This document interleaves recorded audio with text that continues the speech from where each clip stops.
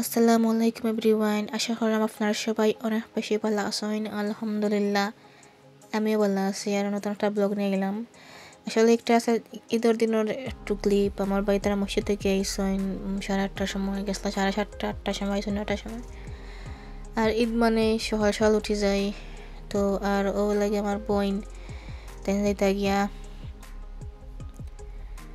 তো ওই লাগে আমার বাতিজা অনেক বড় হয়ে গেছে। এটা কোন দিন কোন ভিডিও আমি হইতাম পারতাম না। তবে তাস্কিনে দেখে মনে হয় যে তার 5-6 মাসের সময় এখন হয়ে গেছে 1.5 বছরের। তো বেসিক্যালি যদি আমি কাউন্ট করি তো এটা 1.5 বছর হয়ে যাব ছবি, বা 1 বছরের।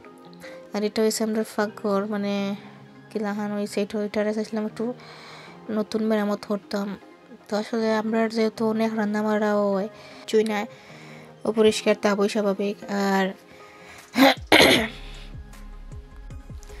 তো একটা মনে আমি চা বানাইছিলাম, আসলে আমার মনে নাই এটা তো যাই হোক, এটা চা বানাইছি। তো চা লাগার পাতলা লিকার গেছে, একটু লিকার হইতে আসিল। আর এটা আনছিলা বাজার আনছিলা। তো মাছ মাংস খাটিয়া রাখা ওর। আর এই বেগুনগুলো আসল গাছের বেগুন।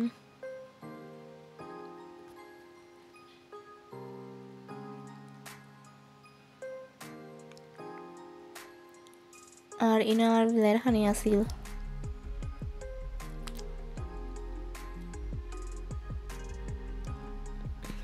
এগুলো মনে ওরগা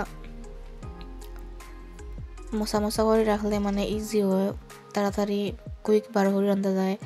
আর এটা হলো শুটকি আর ডাল। আর এটা মনে হয় গরুর মাংস আসিল তোরা। আর এটা আমি ভাত খাইছিলাম পোলাও দিয়ে আর গরুর মাংস দিয়ে।